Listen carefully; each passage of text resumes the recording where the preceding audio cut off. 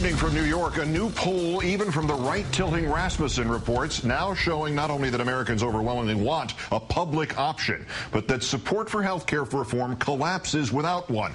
And yet, after a morning filled with reporting about the White House deciding Democrats need to go it alone on reform, in our fifth story in the Countdown, the afternoon saw a briefing in which the press secretary insisted there was no plan B to bipartisanship. President Obama having campaigned on a platform of affordable, accessible health coverage for all, including the creation of a, quote, new public plan that would, quote, help individuals purchase new affordable health care if they are uninsured or want new health insurance. The White House now claiming to have been caught flat-footed by anger over the casual defense of a public option, even though that Rasmussen poll shows 57% of all voters would find health care reform untenable without it. Quoting from the Washington Post, "I don't understand why the left of the left has decided that this is their Waterloo," said a senior White House advisor who spoke on the condition of anonymity. "We've gotten to the point where health care on the left is determined by the breadth of the public option. I don't understand how that has become the measure of whether what we achieve is health care reform." Let me take a moment here to help the advisor understand with a quick comment. There are two health crises in this country right now, Mr. Advisor. The obvious one, 46 million uninsured, not merely a crisis, but a blight on our standing as a civilized nation, and a reflection not of the unparalleled generosity of our people, but of the few, the powerful, and the greedy who manipulate so much of this nation. But I guess the second health care crisis would not be as urgent, as burning, as shameful, as obvious if you've been in government with government-supplied care for years or decades. The insured of this nation are also getting hosed.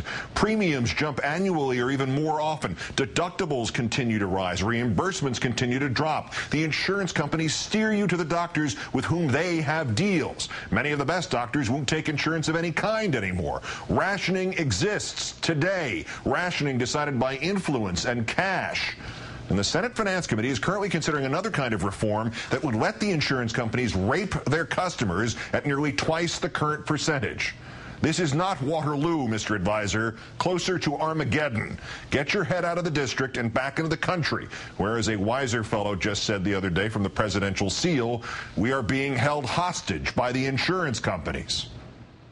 As for how the White House plans to respond to the mess it has created, possibly with more of the same. On the one hand, White House Chief of Staff Rahm Emanuel seeming to indicate to the New York Times that Democrats now see little chance of Republican cooperation on health care reform.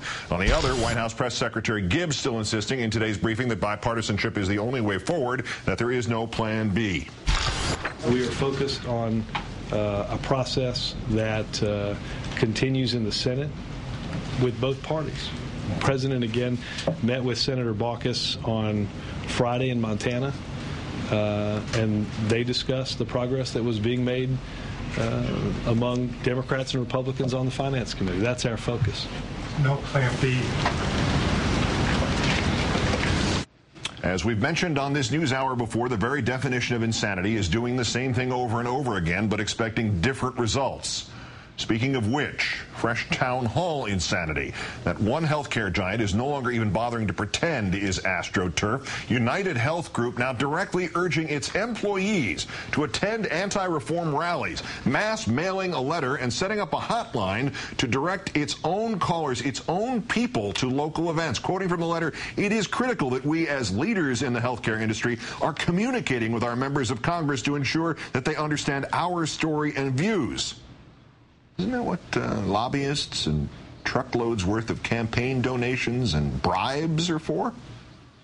Outside a town hall event in Bozeman, Montana, Democrat Max Baucus shouted down with chants of no, no, no, and getting a little confused about those crazy things called video cameras, describing the protesters to the New York Times as, quote, agitators whose sole goal was to intimidate, disrupt, and not let any meaningful conversation go on. There were a couple of people in the crowd with YouTubes, Mr. Baucus added, meaning cameras, and he posited that the agitators were paid and probably from out of state. I could just sense it, he said. First hint that some of the senator's instincts might be admirable, but it is wrapped inside that caustic reminder that this is the brain trust now running health care for Democrats in the Senate. Meanwhile, at another town hall event in Dartmouth, Mass. last night, Congressman Barney Frank dismissing a Nazi comparison as all such comparisons should be dismissed. They say we need to limit Medicare expenditures in order to do that, in order to reduce the deficit. That's the origin of this policy. This is the T4 policy of the Hitler policy in 1939, where he said certain lives are not worth living. Certain people, we should not spend the money to keep them alive. My question to you is, why do you continue to support a Nazi policy, as Obama has expressly supported this policy? Why are you supporting it? I am going to revert to my ethnic heritage and ask to your question with a question. On what planet do you spend most of your time? It is a tribute to the First Amendment that this kind of vile, contemptible nonsense is so freely propagated. Amen. Time now to bring in our own Howard Fineman, senior Washington correspondent for Newsweek magazine. Howard, good evening. Hi, Keith. A clear majority of Americans in a poll conducted by a conservative-leaning polling group want a public option. It is the essential ingredient, 57% to them.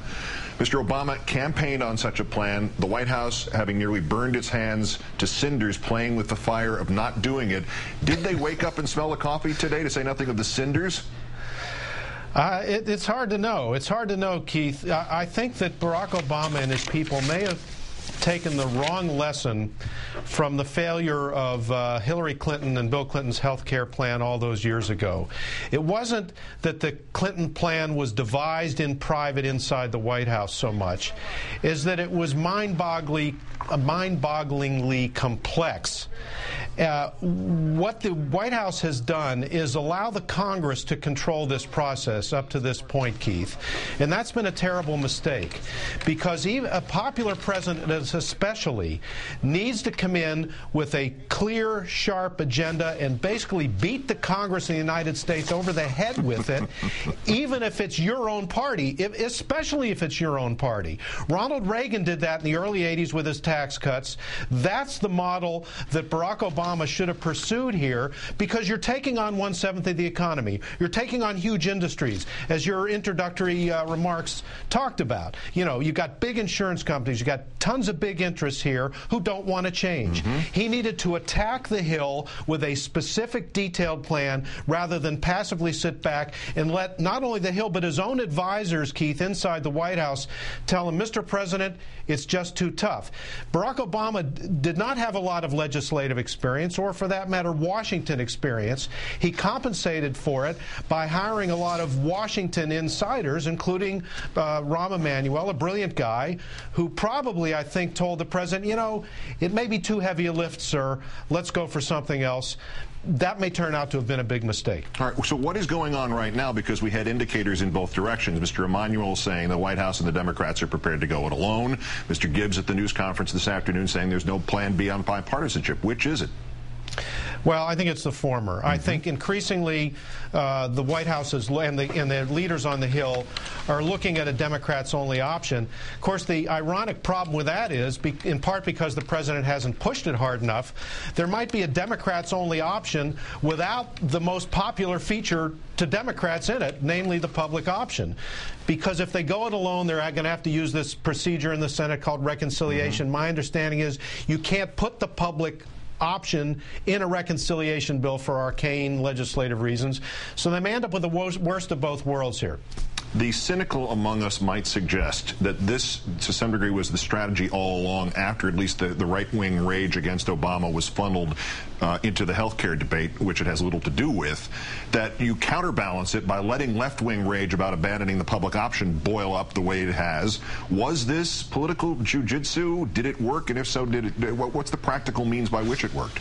Well, I think you have a point there. I think what some White House people are doing is say, let's get the left ginned up about this, so that perhaps they will put the pressure on and they will counterbalance what's happened over the last few weeks on the right.